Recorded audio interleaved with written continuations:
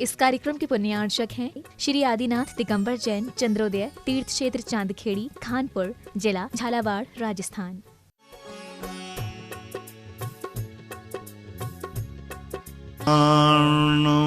नमो अरिहंताय नमो सिद्धार्णं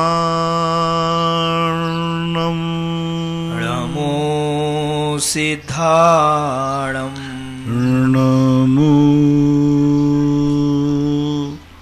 आयर्यार्णं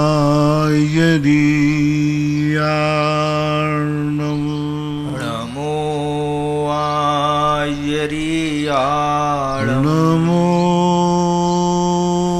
वज्रायार्णं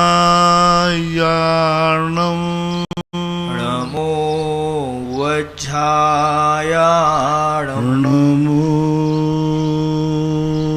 लोये सवसाहूर्णं नमो लोये सौसाहूणम्। पंच परमेष्टि भगवान की जय हो। आचार्य श्री गुरुवर कुंद कुंद महाराज की जय हो। आचार्य श्री गुरुवर विद्यासागर महाराज की जय हो। परम पूज्य निर्यापक मुनि श्री 108 सुधा सागर जी महाराज की जय हो। जय हो। परम पूज्य निष्कंप सागर जी महाराज की जय हो। ललितपुर से आनंद कुमार जैन एडवोकेट, इनकी जिज्ञासा है, पूज्य महाराज श्री के चरणों में त्रिवार नमोस्तु। महाराज जी, मेरी जिज्ञासा है कि मंदिर में कुछ वेदियों पर कुछ लोग तेज माइक लगाकर पूजन आदि करते हैं, जिससे अन्य वेदियों पर पूजन करने वालों को पूजन करने में व्यवधान उत्पन्न होता है। मेरी जिज्ञासा है कि जो लोग माइक लगाकर माइक से पूजन करते हैं, उनको अन्य पूजन करने वालों के अंतराय कर्म का पाप लगता है या नहीं? कृपया समाधान करने की। ये कमेटी की व्यवस्था है। यदि कमेटियों ने सामूहिक पूजन की व्यवस्था की है तो आपको सामूहिक पूजन में शामिल होना चाहिए। यदि कोई व्यक्ति तुम्हें अंतराय डालने के लिए ही चलाकर कर रहा है तो कमेटियों को उसको बंद कराना चाहिए। व्यक्तिगत रूप से कोलाहल करने के लिए करता है तो बात अलग है। यदि कमेटी की सहमति है, कमेटी ने व्यवस्था बनाई है सामूहिक पूजन की, तो आपको कमेटी के अनुसार सामूहिक पूजन में शामिल हो जाइए या फिर टाइम को आगे पीछे कीजिए। कमेटी जो व्यवस्थाएं बनाती है उस व्यवस्था में सहयोग देना चाहिए। कमेटी की व्यवस्था के बिना यदि कोई ऐसा करता है तो फिर कमेटी उस पर रोक लगा सकती है, लगाना चाहिए। भीलवाड़ा से लोकेश जैन, इनकी जिज्ञासा है, पूज्य महाराज श्री के चरणों में त्रिवार नमोस्तु। महाराज श्री, जो हम मंगलाष्टक पढ़ते हैं उसमें अरहंतो भगवंत इंद्र महिता शब्द आते हैं, तो ये पद क्या हमें बोलना चाहिए या नहीं? कृपया समझ। देखो, इसके संबंध में दो बातें हैं कि अरहंतो भगवंत आगे पंच परमेष्टि का मंगल रूप है, इसके आगे दूसरा भी पंच परमेष्टि का है, श्रीमन्नतामर शिरस्तट रत्न नहीं, श्रीमन नम्र सुरा सुरेंद्र मुकुटप दो, इस प्रकार का इसमें भी है। श्वेतांबर परंपरा में ये दूसरे नंबर का श्लोक नहीं पढ़ा जाता, वो अरहंतो वाला पढ़ते हैं। दिगंबरों में अरहंतो वाला न पढ़ के श्रीमन नम्र सुरा सुरेंद्र वाला पढ़ना चाहिए कायदे। और इसको दोनों को मिलाओगे तो मंगलाष्टक नहीं रहेगा, नवाष्टक हो जाएगा, 9 हो जाते। इसलिए पुरानी कृतियों में अरहंतो वाला छपा है, छप गया है वो, लेकिन वे 9 हो जाते हैं फिर। और दोनों का अर्थ एक ही है, किंचित मात्र भी अंतर नहीं है। फर्क यह है कि अरहंतो भगवंत वाला श्वेतांबरों के लिए मान है, तुम्हें श्रीमन नम्र सुरा सुरेंद्र मुकुट प्रद्योत रत्न प्रभा, ये श्लोक पढ़ना चाहिए, यहाँ से शुरू करना चाहिए, प्रद्योत रत्न करादि। तो इसमें जिन पूजा जो अभी शिविर में चलती है उसमें इस प्रकार का सुधार किया गया। पुरानी पांडुलिपियों में भी देखा गया तो दिगंबर पांडुलिपियों में अरहंतो भगवंत वाला पाठ नहीं मिला और श्रीमन नम्र सुरा सुरेंद्र वाला पाठ मिला, तभी वो 8 हस्तक होते हैं, नहीं तो 9 हो जाएंगे। गुना से विक्की जैन की जिज्ञासा है, पूज्य गुरुदेव के चरणों में त्रिवार नमोस्तु। महाराज श्री, जैसे आपने अन्य तीर्थंकर भगवंतों के बीजाक्षर युक्त मंत्र दिए हैं, वैसे ही गुरुदेव कृपा कर नेमिनाथ जी का भी कोई बीजाक्षर युक्त मंत्र प्रदान करने की कृपा करें। उनमें नेमिनाथ भगवान के 24 मंत्र दिए थे ना हमने, 24 तीर्थंकरों के, एक सामूहिक रूप से हमने दे दिया। मैंने कहा ना कि मैं कोई भी कथन व्यक्तिगत रूप से नहीं करता हूँ, मेरा जो भी कथन होगा सामूहिक होगा, सामूहिक रूप से ही दूंगा, व्यक्तिगत रूप से ना तो मंत्र न स्तोत्र। मैं कभी किसी से कभी नहीं कहता कि तुम ये मंत्र फेरो, कभी किसी को आज तक मैंने व्यक्तिगत रूप से कोई मंत्र नहीं दिए और न व्यक्तिगत रूप से मैं देता हूँ, मैं सामूहिक रूप से देता हूँ और सामूहिक रूप से देना मेरा कर्तव्य है, प्रवचन है। व्यक्तिगत रूप से देना मैं कभी किसी से नहीं कहता कि तुम शांति धारा करो, कभी नहीं कहता, अभिषेक का नियम देता हूँ, लेकिन आप करते हैं तो महिमा बताता हूँ सामूहिक रूप से। आपने कहा महाराज जी मैं बीमार हूँ, मैं क्या करूँ, तो मैं ये नहीं कहूँगा शांति धारा कर लो, मैं ये नहीं कहूँगा भक्तांबर पढ़ लो, ये नहीं कहूँगा। हाँ ये कहूँगा कि शांति धारा की महिमा क्या है, भक्तांबर की महिमा क्या है, तो उसकी महिमा नमोकार हम ये भी नहीं कहते कभी। अच्छा तुम ऐसा करो 1 लाख नमोकार मंत्र के जाप कर लो सब ठीक हो जाएगा, ये नहीं कहूँगा, लेकिन नमोकार मंत्र की महिमा कहूँगा कि नमोकार मंत्र की महिमा क्या है, भक्तांबर की महिमा क्या है, अभिषेक की महिमा क्या है, शांति धारा की महिमा, ये सब गाऊंगा। लेकिन व्यक्तिगत रूप से मैं कोई भी मंत्र तंत्र नहीं देता हूँ। सामूहिक रूप से मैंने 24 भगवानों के दिए थे, आपके यूट्यूब पर होंगे, आप उनको उनसे निकाल करके ले सकते हैं। शायपुर से आशीष जैन इनकी जिज्ञासा है, पूज्य गुरुवर के चरणों में बारंबार नमोस्तु। महाराज श्री कहते हैं कि भगवान का नामकरण दाहिने चरण में जो चिन्ह होता है उसी से नामकरण होता है। फिर महाराज जी भगवान के माता पिता को कैसे ज्ञात होता है कि पहले से जब माता स्वप्न देखती है तभी पिता कैसे कह देते हैं कि पारसनाथ का जन्म होने वाला है? कृपया समाधान। चिन्ह को देख करके नामकरण होता है ऐसा हमने नहीं कहा, कहीं आगम में भी नहीं लिखा। चिन्ह को देखकर उनका चिन्ह घोषित होता है। चिन्ह से और नामकरण का कोई मतलब नहीं है। नामकरण के 2 उल्लेख मिलते हैं। एक उल्लेख मिलता है जब भगवान का अभिषेक होता है तो अभिषेक के समय भी घोषणा कर देते हैं सौधर्म। अन्यथा जब अभिषेक के बाद भगवान को बालक को लाते हैं और राजसभा में सौंपते हैं, लाने के बाद तो सब प्रकट होते। सौधर्म कहता मैं आपके बालक को लेके गया था, हमारा नियुक्त था, सब वो क्षमा याचना करता है। उस समय सारे नाभि राय वगैरह और सौधर्मेंद्र फिर बालक का नामकरण करता है सबके सामने। ऐसा 2 उल्लेख मिलते हैं। चिन्ह से और नहीं है।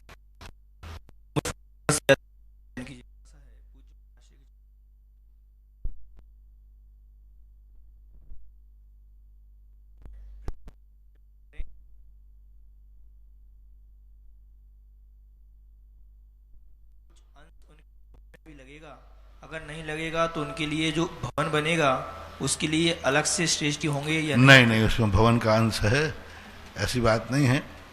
भवन है उसी उस मूर्ति में जो पूरे जितने 1008 होंगे उन सबसे मिला करके भवन बनेगा। भवन भी है उसमें, जो बीच का जहाँ मूर्ति विराजमान होगी वो भी है, वो बराबर है। उसमें अकेली मूर्ति की ही राशि नहीं है, एक मूर्ति। इसलिए मैं तो कई बार जिनालय बुलवाता हूँ कि भाई लघु जिनालय है, उसमें उसको बराबर पूरा का पूरा मंदिर ही उन्हीं 1008 लोगों का है। एक एक प्रतिमा एक एक व्यक्ति की है, लेकिन पूरा भवन 1008 लोगों का है। 1008वां हिस्सा आपका भी है। और भवन का 1008वां हिस्सा जो करेंगे, 1008 का भाग दे दीजिए, वो आपकी मूर्ति में शामिल है, बराबर शामिल है। मेरे द्वारा तुम्हारे से गलत कुछ हो नहीं पाएगा, ध्यान रखना। मैं सब विचार करके सोच करके एक छोटा सा भी धर्म करता है तो मैं उसको अधिक से अधिक लाभ देने का प्रयास करता हूँ, कितना भी गरीब क्यों ना हो।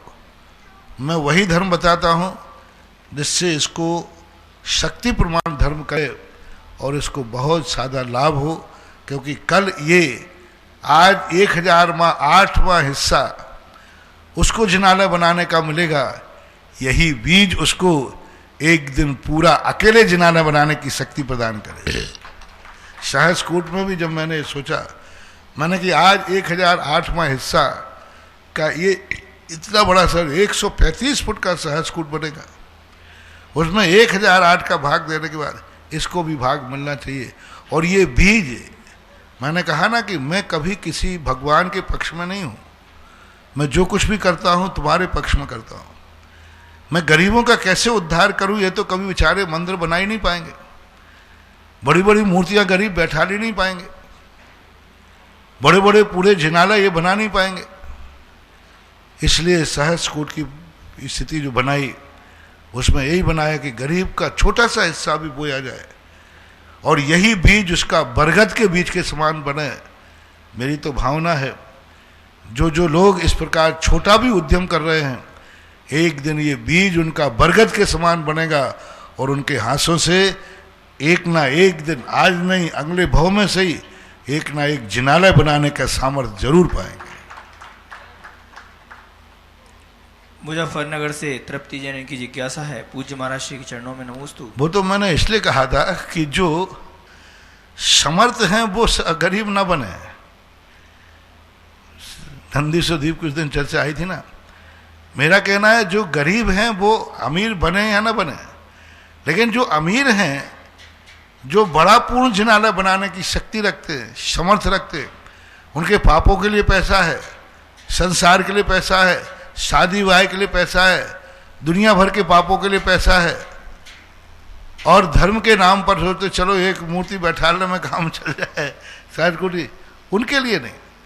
शक्ति मत छुपाना, बस शक्ति को छुपाए तो सांप के कांटे के समान दशा होती है, और शक्ति से ज्यादा करे तो बिच्छू के कांटे के समान दशा होती है। सांप का कांटा सोए और बिच्छू का कांटा रोए। तो शक्ति जो समर्थ हैं वे छोटे में मत आओ। समर्थवान व्यक्ति यदि छोटे में आएगा तो वो छोटा ही हो जाएगा। एक बार का एक संस्मरण तुम्हें सुना देता हूं कि एक व्यक्ति एक गांव में गया, तो वहाँ एक बहुत बड़े सेठ जी थे। वो जब भी कोई चंदा चिट्ठा इकट्ठा हो, पानड़ी हो, बोले जो सब लिखा है वो मेरा लिख लेना, जो सब लिखा है वो मेरा लिख लेना। सब लोग जो करे वो, तो लोगों ने कहा महाराज जी ये सेठ जी ऐसा कह देते हैं, जो सब लिखा है वो मेरा लिखा। मैंने सेठ जी ऐसा क्यों कहते हो? बोले महाराज जी देखो मैं इसलिए ऐसा करता हूँ, मैं ज़्यादा बोल दूंगा तो जो गरीब लोग हैं इनकी बेइज्जती हो जाएगी, इनकी कलम नीचे हो जाएगी, तो इनकी इज्जत रखने के लिए मैं ये जो बोलते हैं वही मैं बोलता हूँ। अरे मैंने कही वारे वाह गरीबों का मसीहा। मैंने कहा सेठ जी यदि इतनी गरीबों पर दया है तो तुम्हारा व्यापार ज़्यादा चलता है, इसका कम चलता है, इन लोगों को बड़ी तकलीफ होती है। क्यों ना आज मैं प्रार्थना करूं भगवान इस सेठ जी का धंधा इन गरीब के बराबर हो जाए, क्योंकि धंधा गरीब को बहुत तकलीफ है कि वो 100 रुपया कमाए तुम 1000 कमाते हो, वो 10,000 कमाए तुम 10 लाख कमाते हो, तो वहां भी आपको दया करें। नहीं, मैं गरीबों से ज्यादा नहीं कमाऊंगा, जो हमारे गांव के सारे जैनी गरीबों की इनकम है वही मेरी होगी, ये संकल्प करो, नहीं तो मैं भगवान से कहता हूं भगवान ऐसा होना चाहिए। अब वो समझ गया ये सुधा सागर है, कुछ गड़बड़ कर देंगे। 2-3 मिनट तक मैंने ऐसे उनको कहा, उनको पसीना आ गया। बोले महाराज जी आप ऐसे कर मत देना। मैंने कहा मेरा मन तो करने का हो रहा है, क्योंकि आज तक मुझे गरीबों की चिंता करने वाला मिला ही नहीं। उन्होंने कहा नहीं महाराज ऐसा नहीं करना। मैंने कहा एक ही बात पर अब छूट सकते हो आप, जैसे तुम कमाई में गरीबों की बराबर पे नहीं आना चाहते हो, ऐसे ही कभी दान गरीबों की बराबर से नहीं देना, अपनी हैसियत से देना, अपनी उन्होंने कहा हाँ महाराज अभी हैसियत से दूंगा, लेकिन मेरा धंधा कम तो नहीं करवाओगे? मैं कौन होता हूं धंधा कम करना?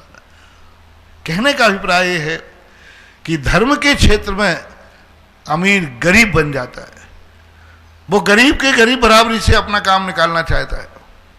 नहीं महानुभाव, धर्म के क्षेत्र में कभी गरीबों की बराबरी नहीं करना, करना हो तो अमीर की बराबरी करना।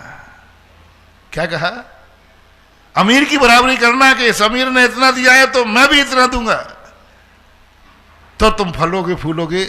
इसलिए जो अमीर हैं, जो इतने समर्थ हैं कि वे नंदीश्वर बना सकते हैं, कोई फर्क नहीं पड़ता, वो गरीब बनकर के सहस्कूट में ना आवे। लेकिन जिनकी समर्थ ही नहीं है, वो बराबर वो नंद सहस्कूट में भी मूर्ति निकाल रहे हैं, बनाने का भाव कर रहे हैं।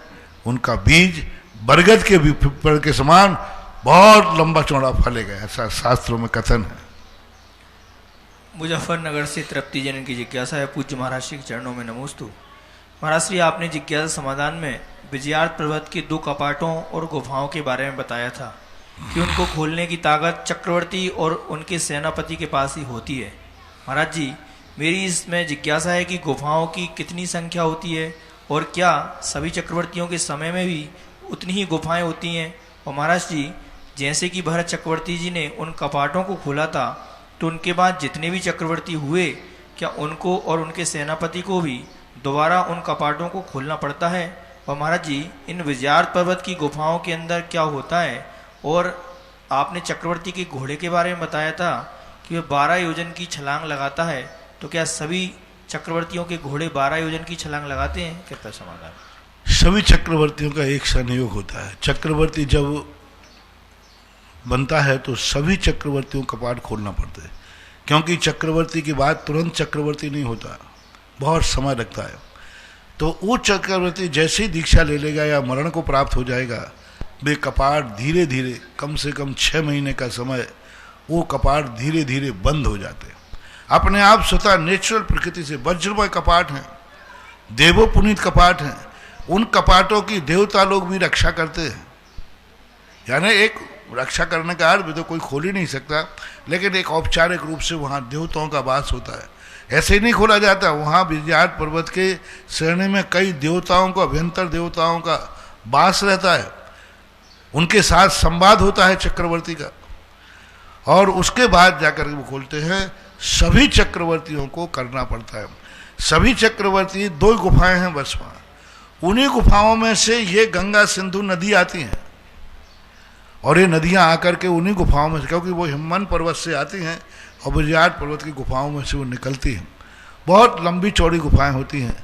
12 योजन की छलांग सभी चक्रवर्ती के घोड़े लगाते हैं, और 12 योजन की छलांग उसी समय लगाना पड़ती है, क्योंकि वो जिस समय कपाट मारता है, खोलता है, उस गुफा में से गरम गरम भाप निकलती है और वो कोसों दूर तक जाती है। तो चक्रवर्ती कपाट को वज्र का मुगदर मार के और घोड़े को छलांग लगा करके 12 योजन दूर जा करके रुकता है। ये व्यवस्था है शास्त्रों में, चक्रवर्तियों के वर्णन में आपको मिल जाएगा। फतेहपुर शेखावाटी से आशीष गोदह इनकी जिज्ञासा है, कुछ गुरुवर के चरणों में बारंबार नमोस्तु। गुरुवर, नमोकार महामंत्र में शुरुआत में नमो तथा हर पद के अंत में नम शब्द का क्या अर्थ होता है?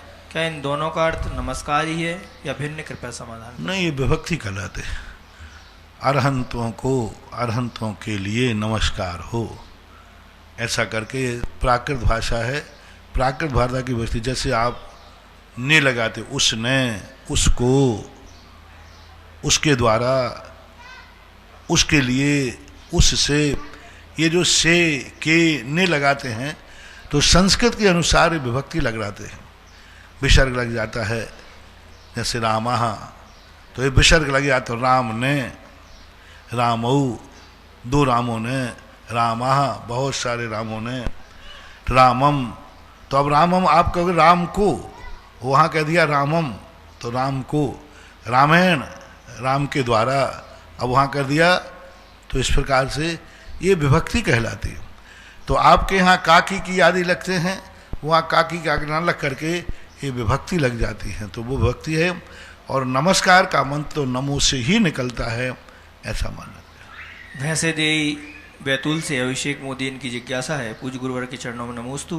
महाराज श्री, पांडव पुराण और हरिवंश पुराण दोनों में यह आया है कि रुक्मणी नाग देवता की पूजन करने नागदेव मंदिर गई, वहाँ से श्री कृष्ण द्वारा उसका हरण किया गया। अतः मेरी जिज्ञासा है कि रुक्मणी तो सम्यक दृष्टि थी, फिर वह नागदेव की पूजन करने क्यों गई? कृपया समाधान।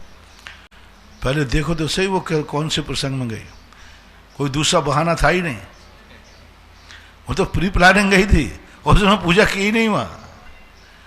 वो तो अपना लक्ष्य बना करके जो उनके भाई कृष्ण जी ने कहा था उसके अनुसार वो जाते, पूजा मूजा की तरफ वो करते ही नहीं कुछ बात, वो तो बस ये देखती है कि लक्ष्य क्या है। तो वहाँ पर किसी कारण से वह परिणाम बना करके, क्योंकि उसके अलावा कोई दूसरा रास्ता था नहीं, लोक संपर्कों में, लोक मूर्ताओं में किसी कारण से उसको वहाँ से निकलना था, इसलिए वह सारी व्यवस्था की गई थी।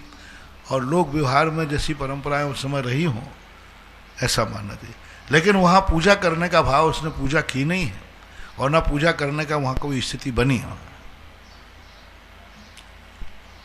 शाड़ौरा से जिनांश जैन महाराज से 9 साल का छोटा बच्चा है, इसकी जिज्ञासा ही है।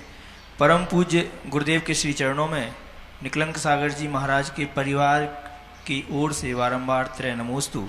गुरुदेव, एक जिज्ञासा है कि निकलंक सागर जी महाराज श्री गृहस्थ अवस्था के 9 साल के भतीजे के सपने में आए और सिर पर हाथ रखकर बोले कि तू क्यों रोता है। वो बोलते हैं तू क्यों रोता है, अपन को इस दुनिया से क्या लेना देना, अपने को तो मुनि बनना है और देव पर्याय में जाना है। महाराज श्री कृपया इस शंका का समाधान कीजिए कि अच्छा है, स्वप्न में कोई बड़ा नहीं है, अच्छा है। आपका लगाव उनके प्रति है, उनका लगाव आपके प्रति नहीं था।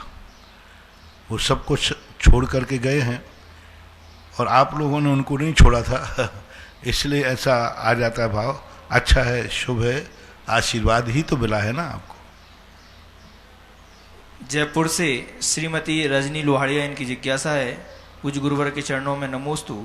महाराज जी, मेरी जिज्ञासा है कि निगोदिया जीव और स्थावर जीव में क्या अंतर है तथा निगोदिया जीव 7वें नरक के नीचे कलकला भूमि में ही अलग से क्यों बताए गए हैं, जबकि वो तो तीनों लोकों में ठसाठस भरे हुए हैं और स्थावर जीव तृष्ण नाड़ी के बाहर भी हैं। कृपया मेरी जिज्ञासा समाधान करें। पहली बार स्थावर जीव जो अकेले निगोदिया जीव ही स्थावर नहीं है। जीवों के 2 भेद हैं, त्रस स्थावर। स्थावर में जितने एक इंद्रिय हैं, स्थावरों के फिर 2 भेद हैं, साधारण और प्रत्येक। तो निगोदिया जीव स्थावर होकर के भी साधारण में आते हैं और जो एक इंद्रिय वनस्पति का है, प्रत्येक वनस्पति है, पृथ्वी का है, जल का है, अग्नि का है, वायु का है, ये प्रत्येक में आते हैं, स्थावर ही है सब। ये जितनी वनस्पति अपन को दिख में आ रही है सब पृथ्वी, ये सब स्थावर नाम कर्म का उदय है। स्थावरों के फिर 2 भेद करो आप।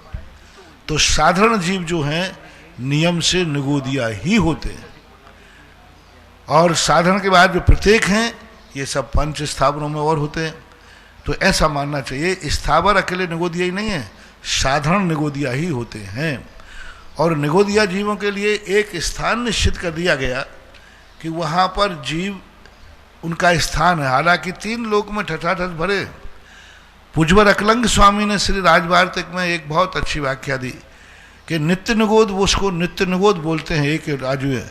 वहाँ के निगोदिया जीव ना कभी निकले हैं, ना निकल रहे हैं, ना निकलेंगे।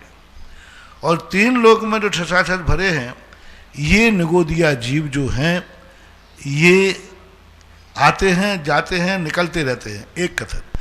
दूसरा कथन ये है कि नित्य निगोद में जो अभी तक नहीं निकले हैं, निगोदिया में हैं, 6 महीने 8 समय में 608 जीव निकलते हैं, वे नित्य निगोद से निकलते हैं।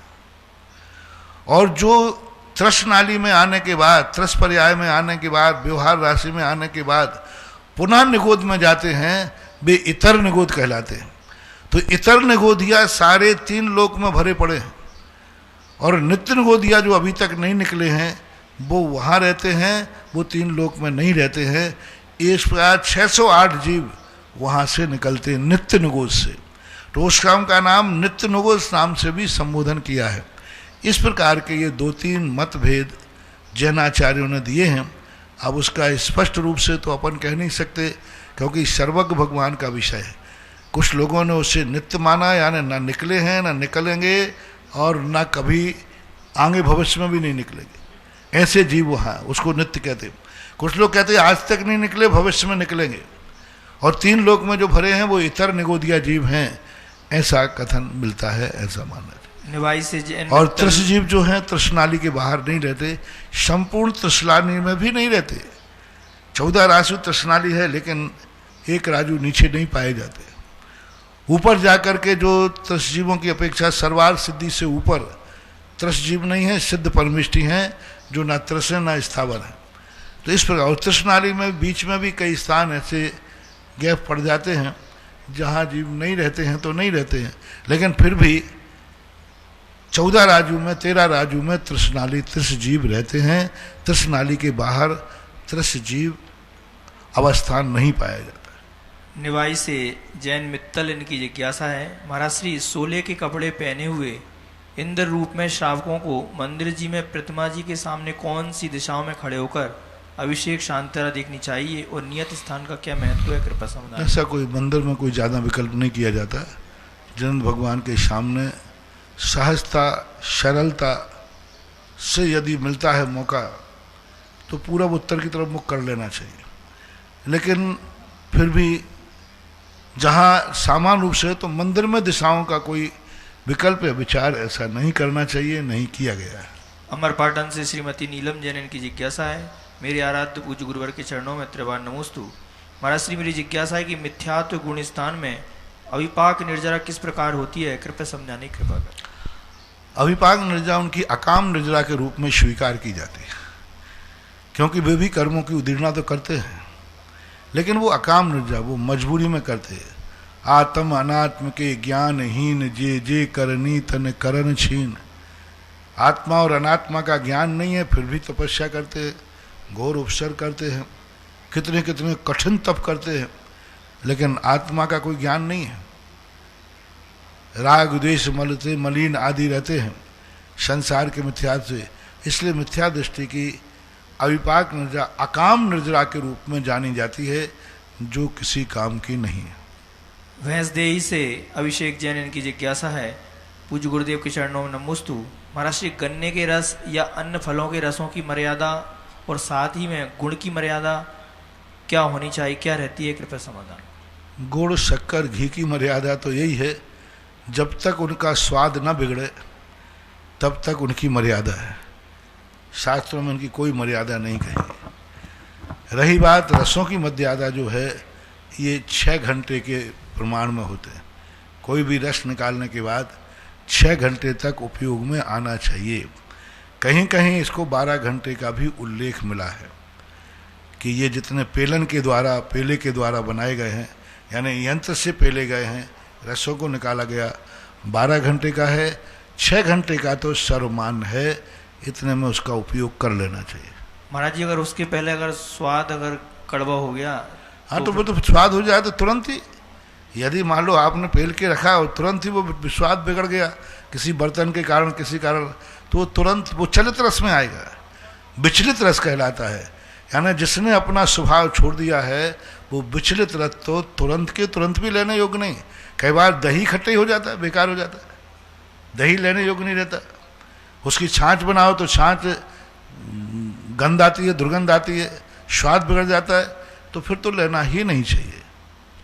नागपुर से शेखर चंद जैन इनकी जिज्ञासा है, पूज्य गुरुवर के चरणों में नमोस्तु। गुरुवर, भारत में सबसे ज़्यादा तीर्थ क्षेत्र राजस्थान में है और भूमि से भी मूर्तियां राजस्थान में ही निकलती हैं। मूर्ति बनाने का गढ़ भी राजस्थान है और पत्थर भी राजस्थान में ही होते हैं। महाराज जी, यह एक कारण हो सकता है पहले बहुत सी मूर्तियां बनी हों और जो स्थापित ना हो उसे गढ़ा दी गई हों, क्या सही है, कृपया समझाएं। पहली बात तो ये राजस्थान प्रेमी का प्रश्न है। राजस्थान में सबसे ज्यादा तीर्थ है नहीं, हो गए। राजस्थान में तीर्थ कहाँ, 2-4 तीर्थ थे बस गिने चुने, जो प्रसिद्ध तीर्थ। सब सामान तो अपने मंदिर प्रसिद्ध श्री महावीर जी, तिजारा, पदमपुरा, ये 3-4 थे, चांदखेड़ी, इधर कहाँ थे, बहुत कम तीर्थ थे। सबसे ज्यादा तीर्थ क्षेत्रों की स्थिति है तो इधर मध्य प्रदेश के तीर्थ क्षेत्र, अतिशय क्षेत्र सबसे ज्यादा है। मंदिरों की संख्या दक्षिण भारत में ज्यादा है, बड़े प्राचीन पाषाणों के मंदिर तमिल में, केरल में, दक्षिण भारत में बहुत है, लेकिन वहाँ तीर्थ क्षेत्र कम है। तीर्थ क्षेत्रों के जो सबसे ज्यादा उसी तीर्थ क्षेत्रों की संख्या की भरमार सुनकर के सबसे ज्यादा तीर्थ क्षेत्र बुंदेलखंड में है। उसी प्रशंसा को सुनकर तो आचार्य श्री राजस्थान से बुंदेलखंड गए और वहां जहां जाए उसी तीर्थ क्षेत्र में मुनियों की चर्या की साधना है। तो आचार्य श्री को उन्हीं तीर्थ क्षेत्रों के कारण से बुंदेलखंड पसंद आया सबसे ज्यादा, कि यहाँ तो मुनिचर्या बहुत निर्दोष अच्छी पाली जाती है, क्योंकि वहाँ बड़े बड़े तीर्थ क्षेत्र बने। अब राजस्थान का नंबर, अब सबसे ज़्यादा तीर्थ क्षेत्र होने की, सबसे ज़्यादा तो नहीं कहूँगा अभी, लेकिन हाँ फिर भी बहुत सारे क्षेत्र है। रही बात मूर्तियों के प्रकट होने की, ये बात आपका प्रश्न सही है। भारत में सबसे ज़्यादा मूर्ति जमीन के अंदर से राजस्थान में निकलती है, सबसे ज्यादा पूरे भारत में। उसका कारण बताता हूं। बनाने के संबंध में आप कहो कि सब ज्यादा मूर्ति राजस्थान में बनती हैं, नहीं। राजस्थान में अभी मार्बल की मूर्तियां बनने लगी, लेकिन प्राचीन समय में देखो मार्बल की मूर्तियों की संख्या कम है। सारे भारत में राजस्थान को छोड़ करके मार्बल की मूर्तियां बहुत कम। बुंदेलखंड में तो मार्बल की पुरानी मूर्तियां मिलेंगी नहीं, दक्षिण भारत में मिलेंगी नहीं। राजस्थान को छोड़कर मार्बल की मूर्तियां अन्य प्रांतों में बहुत कम है, और जो अन्य स्थानों पर मूर्तियां पहले बनाई जाती थी उतनी राजस्थान में नहीं बनाई जाती। अब रही बात वर्तमान में, तो वर्तमान में सबसे ज़्यादा मूर्ति मार्बल की बनती हैं, और मार्बल का जो गढ़ है पूरे भारत में वो राजस्थान माना जाता है, जो मूर्ति के योग्य पाषाण मिलता है, इसमें कोई संदेह नहीं। रही बात जमीन से निकलने की, क्योंकि भारत देश में सदा से राजस्थान एक अमीर देश के रूप में जाना गया। दो देश सबसे ज्यादा अमीर माने, गुजरात और राजस्थान, ये अमीर हमेशा से, और अमीर होने के कारण से यहाँ राजा लोग रहे, और राजा लोगों में रणबांकुरे योद्धा राजस्थान में सबसे ज्यादा हुए। तो ये तीन कारण, एक तो समृद्धि, दूसरा राजा रणबांकुरे होना, इस कारण से जो भी विदेशी शक्तियां भारत आती थी राजस्थान के किलों को जीतने की अपनी मूछ का बाल बनाती थी, कि राजस्थान नहीं जीता तो कुछ नहीं जीता। जब यूनान से जो चला कौन, सिकंदर, तब राजस्थान जीतना। अकबर ने राजस्थान, जितने भी विदेशी राजा आए सबने राजस्थान, क्योंकि राजस्थान के पास धन था और यहाँ के लोग लड़ने में माहिर थे, तो यहाँ को हरा दिया तो उनको वीर मार्तंड की उपाधियां मिलती थी। इसलिए सबसे ज्यादा युद्ध यदि भारत में हुए हैं तो राजस्थान में, आक्रमण राजस्थान में, गुलामियत राजस्थान में, और यहाँ कोई भरोसा नहीं कि आज कौन राजा बैठा है और कल कौन सा राजा बैठ जाए। इसलिए जब राजाओं ने आक्रमण किए तो लोग अपनी मूर्तियों को, भागना पड़ता था उनको, राजा हार गया भागो, तो वे मूर्तियों को गड्ढा खोद करके जमीन में सुरक्षित करके अपने प्राण बचा के भाग जाते थे। अब मूर्तियों को तो लेके जा नहीं सकते, बस वो उसी समय की ऐसी जमी हुई मूर्तियां निकलती हैं, ऐसे जमी हुई बिल्कुल गड्ढा, एक कंकड़ नहीं, बारीक बारीक मिट्टी से दबी हुई हैं, और एक चार मूर्ति रखी, एक उल्टी रखी, ऊपर उल्टी इसलिए रख दी कि ऊपर से कितने ही वजन निकल जाए लेकिन मूर्तियों को धक्का लगने वाला नहीं है। तो ये सबसे कारण रहा, युद्ध होने का कारण रहा, उस कारण से मूर्तियां जमीन में सबसे ज्यादा राजस्थान में जितने क्षेत्र बने हैं अभी के पहले पुराने क्षेत्र, वे सब भगवान जमीन से निकले हैं तब बने।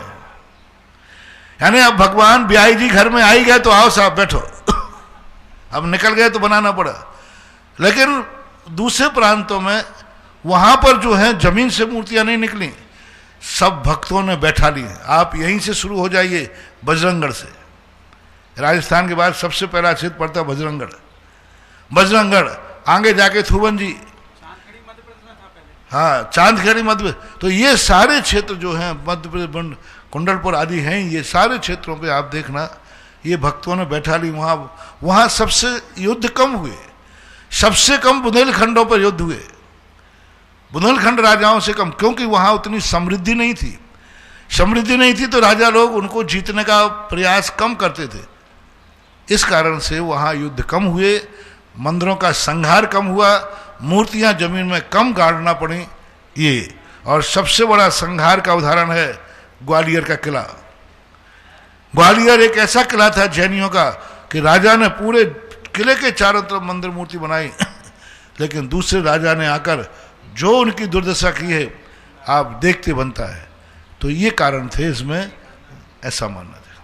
परम पूज्य आचार्य गुरुदेव श्री विद्यासागर जी महाराज के आज्ञानुवर्ती शिष्य निर्यापक श्रवण मुनि पुंगव श्री सुधासागर जी महाराज के मुखारविंद से होने वाली जिज्ञासा समाधान का कार्यक्रम जिनवाणी चैनल के माध्यम से, सुधाकर चैनल के माध्यम से जिज्ञासा भेजने वाले, सुनने वाले, देखने वाले उन सभी भक्तगणों की ओर से गुरुवर के चरणों में त्रय बार नमोस्तु नमोस्तु नमोस्तु। प्रथम सहसकूट जिनालय में विराजमान करने की भावनाओं 5 लोगों ने आज अपनी भावनाओं को प्रसिद्ध किया है। 1,71,000 में पलाश पिकासी हेमलता C48 इंदिरा बिहार कोटा से पहली प्रतिमा। दूसरी प्रतिमा निर्मला देवी पुत्र संजय जैन इंदिरा अंजलि आंशिक स्वर्गीय राजकुमार जी ठोरा की प्रेरणा से महावीर नगर 3rd कोटा राजस्थान। एक प्रतिमा श्रीमती कमला जैन, राजेंद्र कुमार, श्रीमती अंजलि जैन, चित्रेश, चंचल, आकाश, समस्त सोनी परिवार सीसवाली वाले, पता पत्रकार परिसर महावीर नगर प्रथम कोटा। चौथी प्रतिमा है श्रीमती संपा साय, धर्मपत्नी विकास साय, मिहिर साय, बाली नगर नई दिल्ली से। एक प्रतिमा स्वर्गीय मिंटू लाल जी पथरिया की प्रेरणा से श्रीमती लीला जैन के द्वारा। सभी के सम्मान में जोरदार तालियां। बंधु, मैं आपको फिर कहना चाहता हूं कि जिन्हें सहसकूट जिनालय में 1,71 से बढ़ के अगर कोई दान करना है तो प्रत्येक मंजिल में 4 दिशाओं में 4 विशाल विशाल प्रतिमाएं होंगी जिसकी मात्र राशि 7 कलश है। और उसी सहसकूट जिनालय में 11वीं मंजिल पर जो 4 विशाल प्रतिमाएं विराजमान होनी है उसकी राशि 35 कलश के माध्यम से है। और नंदीसर जिनालय स्वतंत्र बनाना हो तो एक और गोल्डन चांस है। नीचे से लेके ढोलक के आकार पर एक बहुत विशाल शिला होगी जिस पर एक पूरा मंदिर होगा, वेदी होगी, शिखर होगी, मंडप होगा, श्रृंगार चौकी होगी, जहां पूरा परिवार बैठ करके आप विधान, पूजा, अभिषेक आदि सारी क्रियाएं कर सकते हैं। और वो भी बहुत विशाल जगह में सफेद मार्बल का बनेगा, अलौकिक होगा, अद्वितीय होगा और आप सोच नहीं पाएंगे उससे भी ज्यादा अधिक अनंत गुना आनंद आपको मिलेगा जब आप पूजा करेंगे। तो उसकी राशि मात्र 35 कलश में है। जिनको ही भेजना अपनी भावनाओं को भेजेंगे। जिज्ञासा के लिए आवाज दे रहा हूं श्रीमती पिंडार मिया जयमाला जैन बांसवाड़ा। और इसके बाद तैयार रहेंगे प्रज्ञेश जैन बागीदौरा। मेरे पूरे परिवार की तरफ से नमोस्तु नमोस्तु नमोस्तु महाराज जी। महाराज, मेरा प्रश्न है कि 64 रिद्धि विधान से है कोठे में जो अन्न सुरक्षित, ज्ञान सुरक्षित हो जावे, कोष्ठ बुद्धि के धारी मुनि को तप शरण के पहचाने। क्या कहना पूछ रहे हो? उसका अर्थ चाहिए क्या? हाँ, अर्थ चाहिए। पंक्ति यहां भेज दो आगे। कोठे में जो अन्न सुरक्षित, कोठे आने बोलते हैं पहले भंडार। पहले कोठा बनाए जाते थे, जमीन के अंदर गड्ढा खोद देते, उसे कोड़िया भी कहते थे। अनाज जैसे कोठे में रख देने के बाद सुरक्षित है। ज्ञान सुरक्षित, कोष्ठ बुद्धि के धारी मुनि, यानी कोष्ठ बुद्धि जिनको होती है वो एक बार जो ज्ञान प्राप्त कर लेते हैं वो भूलते नहीं है। फिर कोठे में सुरक्षित के समान उनका कोठा सुरक्षित रहता है, विस्मृत नहीं होते। जैसे कोठे में रखा हुआ अनाज कोई घुन नहीं सकता, कीड़े नहीं लग सकते, उसी प्रकार से उनका ज्ञान समाप्त नहीं हो सकता। ऐसे कोष्ठ बुद्धि वाले होते हैं। ज्ञान कोष्ठ बुद्धिधारी उनके विस्मरण को पहचाने, यानी उनका कभी विस्मरण नहीं होते हैं, उनका ज्ञान सुरक्षित रहता है। ऐसा प्रज्ञेश से। इसके बाद पुष्पाठक भीलवाड़ा। नमोस्तु महाराज जी। केवल ज्ञान और मुक्ति में क्या अंतर है? केवल ज्ञान का अर्थ है जीवन मुक्ति, और मोक्ष जाने का अर्थ है संसार मुक्ति। केवल ज्ञान जब व्यक्ति को हो जाता है तो उसमें 4 घातीय कर्मों का नष्ट होता है, 4 घातीय शेष रहते, वे सर्वज्ञ हो जाते हैं। अब उनका जन्म कभी नहीं होगा, जन्म से मुक्ति नहीं हुई, लेकिन है अभी वो संसार में, अभी वो हैं त्रश, अभी वो है मनुष्य गति में, अभी वो संसार की गणना में आते हैं, इसलिए वो संसारी ही है।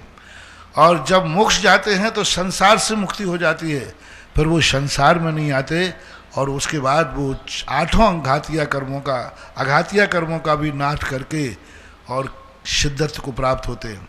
अरहंत भगवान संसार में ही विचरण करते हैं, हमारे साथ ही 2.5 दीप में ही रहते हैं, हमें दिखते हैं, दर्शन कर देते हैं, वो प्रवचन भी देते हैं, अपन सुनते हैं, उनको आंखों से देखते हैं, शरीर सहित होते हैं।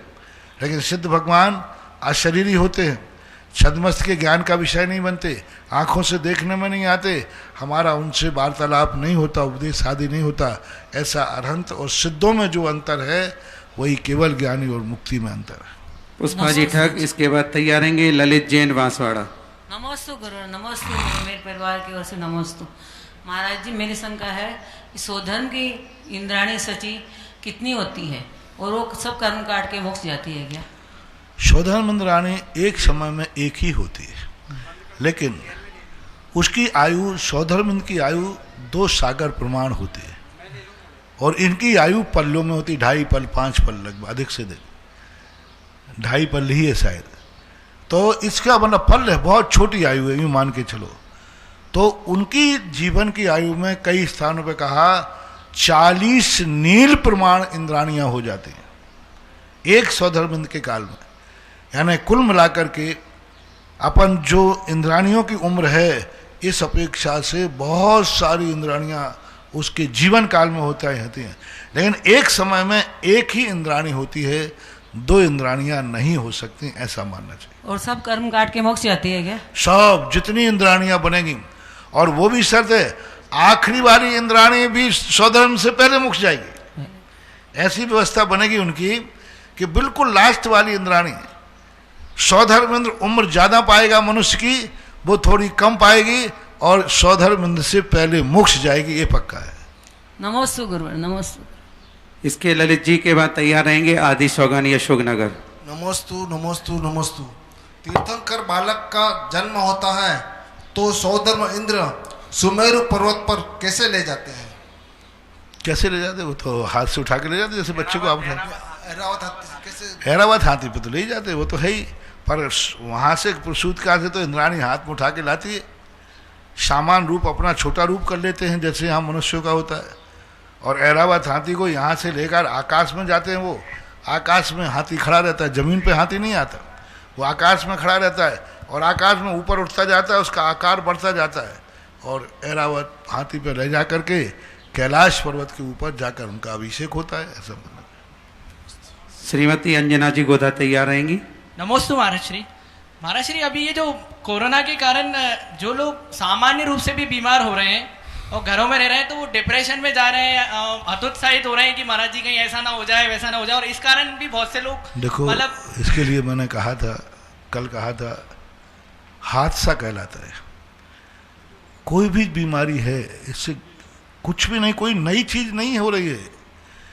मैंने कहा ना, जब भगवान तीर्थंकर थे तब वो महाबीमारियां हुई।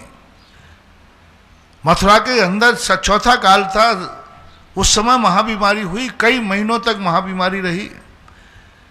2000 ईस्वी में खंडेला के अंदर, 2000 नहीं 10वीं शताब्दी में खंडाले के अंदर, खंडेला राज्य में, सीकर के पार में ऐसी महामारी फैली, कई वर्षों तक रही वो बीमारी, और हजारों लाखों करोड़ों लोगों का संहार हुआ।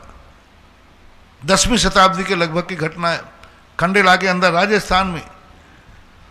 और वो बीमारी के, तो बीमारियों का शास्त्रों में बहुत उल्लेख मिलता है। बीमारियां समय समय पर फैलती रही, प्रकृति अपना बैलेंस बनाती है। तुम लोग जो जनसंख्या करते हो, मुझे एक बार एक खरगोश, हम नारेली में थे, उस समय कोई खरगोश छोड़ गया नारेली के दरवाजे, कुत्ते उनको पकड़ने लगे, लोगों ने उठा के आए, तो मैंने कहा भाई इनको बचाओ, रख दिया। अब उनकी जनसंख्या इतनी बढ़ती है, 3 साल के अंदर एक जोड़ा 1 लाख खरगोश कर देता है। एक जोड़ा यदि आप लाए हो तो 3 साल में, क्योंकि हर 2 महीने के बाद वो जन्म देते हैं, जो भी उनका हो, और उसमें 4 बच्चे जन्मते हैं। फिर 2 महीने बाद फिर तैयार हो जाते हैं, फिर 4 के 2 जो बनेंगे, तो 2 जोड़े तो बनेंगे, तो फिर 4 4 8 ऐसे मल्टी करते करते 3 साल में 1 लाख हो जाते। तो मैंने कहा कि भैया फिर क्या होगा, फिर तो सारी दुनिया खरगोश में भर जाएगी। तो फिर वो एक डॉक्टर थे, उन्होंने कहा नहीं महाराज, कुदरत बैलेंस में लाती है। मैंने कहा ये तो ऐसा तो पूरा ज्ञान होता भर जाएगा 3 साल में 1 लाख। बोले नहीं, कुदरत में इनको ऐसी बीमारी आती है एक साथ कि एक साथ 50-50 100-100 200 एक साथ मरते हैं। और मैंने देखा, मैं वहीं था, 2-3 महीने के अंदर उनको पता नहीं क्या हो जाता था अपने आप। ऐसी बीमारी आती थी, एक साथ रात में 100 खरगोश मरे मिलेंगे, 50 खरगोश मरे मिलेंगे। बोले ये प्रकृति का है, डॉक्टरों ने बताया कि इसको कोई नहीं रोक सकता। तो प्रकृति अपना बैलेंस मिलाती है, तुम बेफालतू परिवार नियोजन के चक्कर में पड़े रहते हो। प्रकृति 1 मिनट में सारा बैलेंस, जैसे उसको लगेगा कि संख्या बढ़ रही है, वो कुछ ना कुछ, तो ये प्रकृति का है। इसको कुछ हादसा, अपने अपने लोग रोटियां सेंक रहे हैं। कोई कह रहा है कि इधर कोई बीमारी से ये हो रहा है, क्या हो रहा है, इससे क्या हो रहा है। अरे कोई कुछ नहीं कर पा रहा है। अरे भाई चलो, धर्म के ऊपर बहुत लोग लांछन लगाते, कैसे पापी जीव हैं। अरे धर्म ने क्या कर लिया, महाराज ने क्या कर लिया, शांति धारा ने क्या कर लिया, देखो महाराज के भक्त भी जा रहे हैं। अरे भाई महाराज के भक्त तो महाराज भी जा रहे हैं। मणि मंत्र तंत्र बहु हो ही मरते न बचावे कोई। यदि ये सब नियत को बदल दे सारी चीजें, ये मात्र कैसे हैं। अरे भाई ये तो सोचो, डॉक्टरों ने इतना अरबों रुपया खर्च करके इतना हुआ, आज 1 साल में वो कोरोना की कोई दवाई नहीं खोज पा रहे। वो तो जानकार हैं, फिर भी तुम अस्पतालों में जा रहे हो। अस्पतालों में दवाई कर करके लोग मर रहे हैं, फिर भी कौन अस्पताल छोड़ रहा है बोलो। बीमार होने के बाद कहां दौड़ते हो। तुम जा रहे हो, वहां से लाश निकल रही है तो भी आप नहीं छोड़ रहे। वहां लाशें पड़ी हैं तो भी उन पर लात रखे हुए बाजू से निकल रहे हो। उनके बीचों में ऐसे लात निकल रहा है। एक व्यक्ति ने कहा मरीज को ले गए, वहां तो लाशें पड़ी थी, उनके बीच में पैर रख रख करके निकले हम। मैंने कहा जब इतनी डेंजर अस्पतालों में लाशें हैं, मर रहे हैं लाश, तो भी तुम जा रहे। तो बोले महाराज जी फिर क्या करें, क्या करें। मैंने कहा बहुत, यही करो, दवाई करो। तो इसी प्रकार महानुभाव, ये सब चीज, दवाई क्या है। दवाई तुम्हारी जिंदगी नहीं है, दवाई मात्र तुम्हें झोंके से बताती है। जैसे दीपक होता है ना, हाथ लगा लो, चिमनी लगा लो, घी तेल बाती जो है वो तो अंदर से आती है। दवाई क्या है, झोंका, हाथ। इसी प्रकार शांति धारा, लोग कह रहे हैं शांति धारा से क्या हो रहा है। कई लोगों ने तो यह कह दिया, अरे शांति धारा मत करो रे, वो कोरोना भाग जाएगा। अरे भाई अमेरिका वाले तो नहीं कर रहे।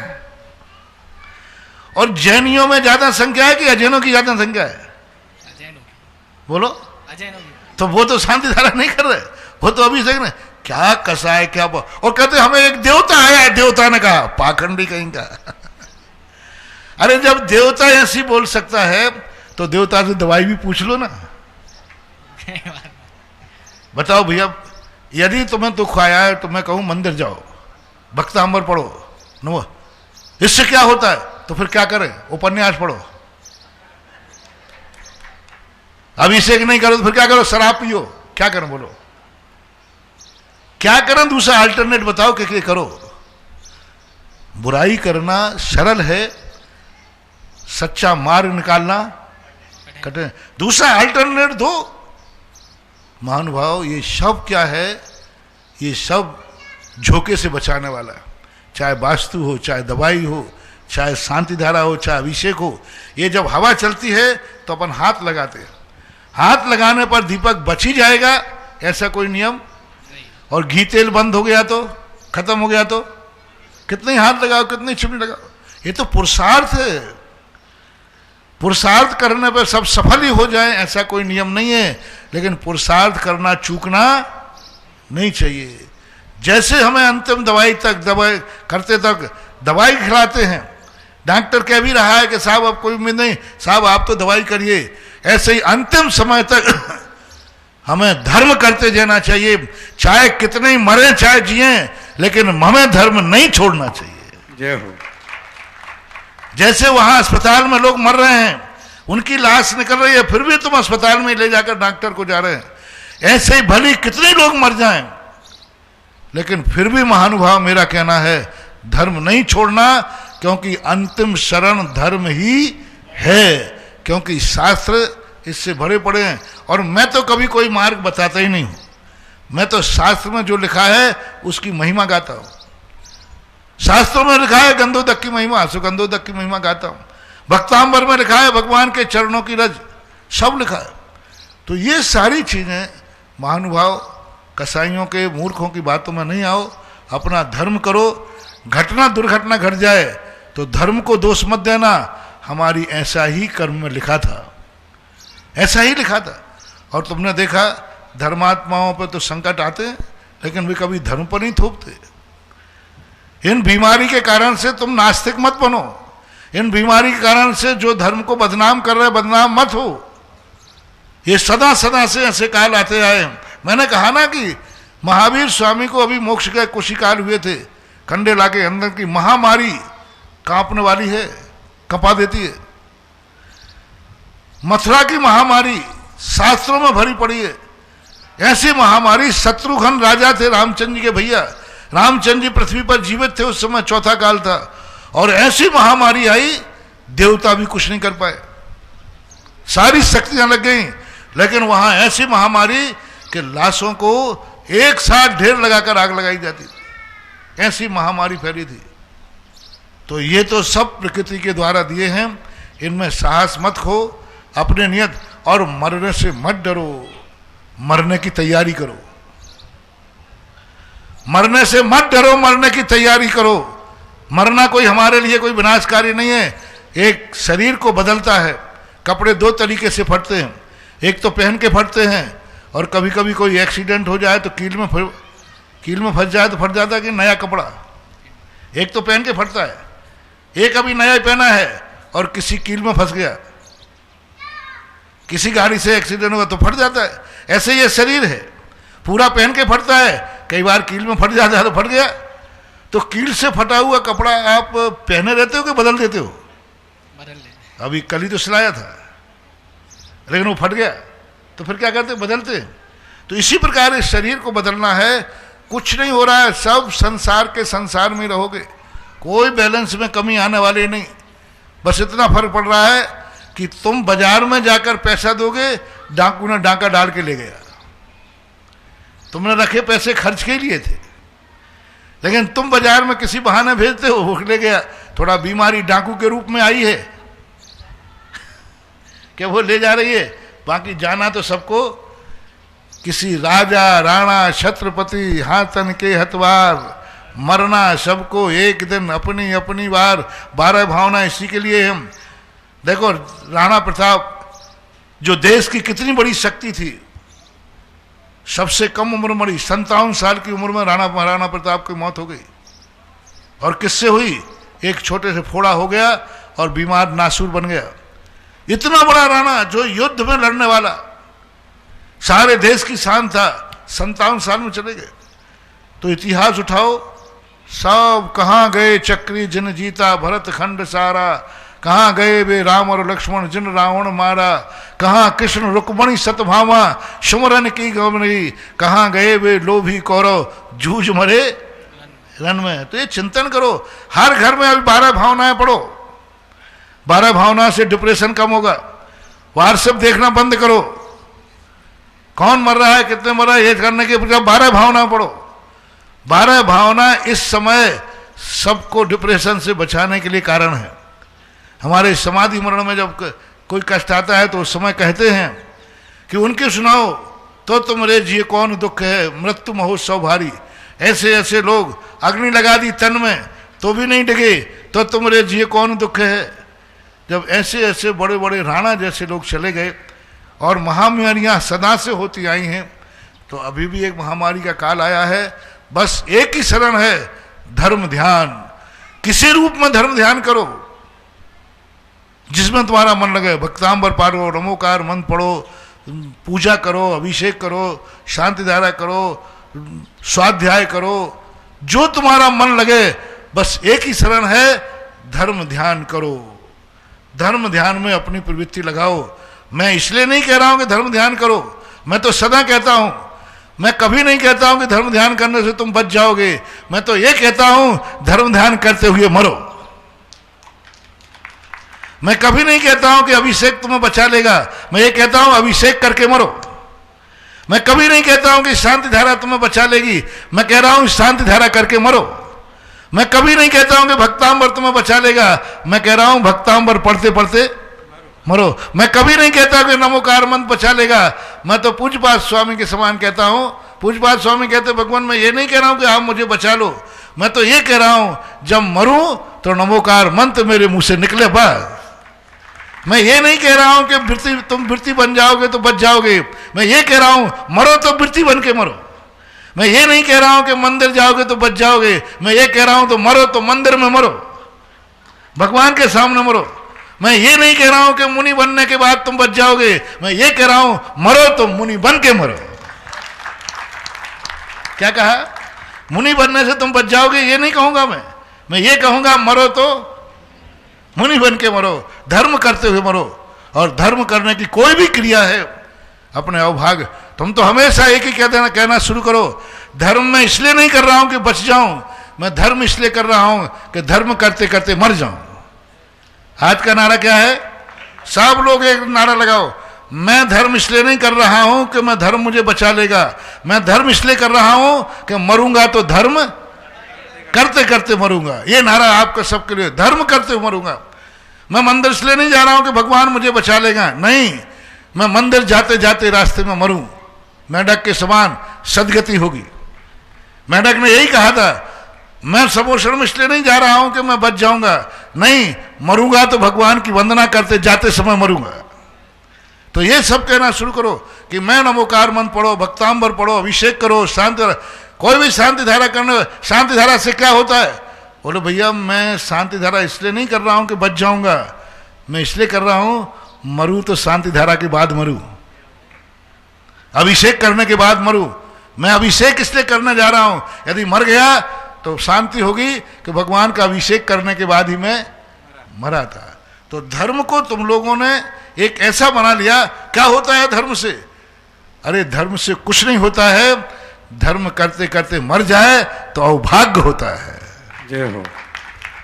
एक और से स्कूल में प्रतिमा विराजमान करने की भावना भाई 1,71,000 में भूपेन्द्र कुमार, नमोकार, आशीष, अंकित, मनीष, पीयूष, तलबंडी, कोटा, श्रीमाल जैन। जोरदार तालियां। अंजना जी, गोदा, खजूरी। और इसके बाद तैयार रहेंगे नवल प्रभा जी, सायपुरा। नमोस्तु महाराज जी, नमोस्तु महाराज जी, नमोस्तु महाराज जी। महाराज जी मेरी जिज्ञासा है कि तीर्थंकर प्रकृति का बंध केवली भगवान के पाद मूल में होता है क्या? केवली भगवान के दो केवली होते हैं, शुद्ध केवली और तीर्थंकर केवली, यानी सामान्य केवली जो होते हैं केवल ज्ञानी, इन दोनों के पाद मूल में ही होता है, ऐसा शास्त्रों का कथन है। नवल प्रभा जी, अंतिम जिज्ञासा। महाराज जी के चरणों में त्रैवार नमोस्तु नमोस्तु नमोस्तु। महाराज जी विधान में चढ़े हुए नारियलों को जैन व्यापारी द्वारा खरीदा जाए तो निर्माल्य का पाप लगता है, परंतु यदि उन्हीं नारियल को अन्य व्यापारी बेचते तो उन्हें हम चढ़ाते तो क्या उसमें हमको पाप नहीं लगता और पाप लगता है? क्या आपको मालूम है कि ये चढ़ा हुआ है? यदि मालूम है तो फिर आपको नहीं लेना चाहिए, नहीं मालूम है तो पृथ्वी गोल है, हर चीज घूम करके आती है, हर चीज कहीं से घूम कर आती है, लेकिन अपन को सीधा माली से नहीं लेना चाहिए। अपन को मालूम है कि निर्माल है तो नहीं लेना चाहिए, तो ऐसा कोई बाधा नहीं है। व्यापारी लेकर के बेच रहा है वो बात अलग है, लेकिन लेने वाले को अपना जान करके नहीं लें, बाकी तो सब चीज़ जाती है।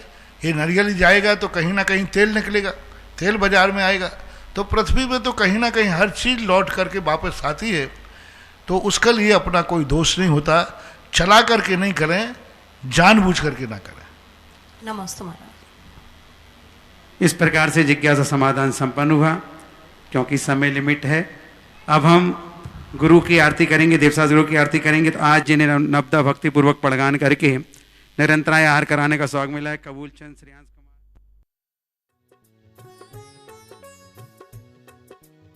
इस कार्यक्रम के पुण्यार्चक थे श्री आदिनाथ दिगंबर जैन चंद्रोदय तीर्थ क्षेत्र चांदखेड़ी खानपुर जिला झालावाड़ राजस्थान।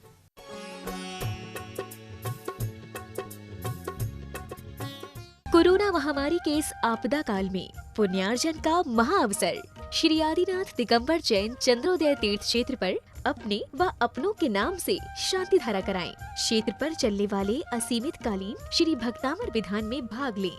न्यौछावर राशि 51,000 रूपए। क्षेत्र पर निर्मित आधुनिक साज सज्जा युक्त संत सुधा सागर अतिथि गृह के एक कमरे के निर्माण का पुण्यार्जन करें। न्यौछावर राशि 5 लाख रुपए।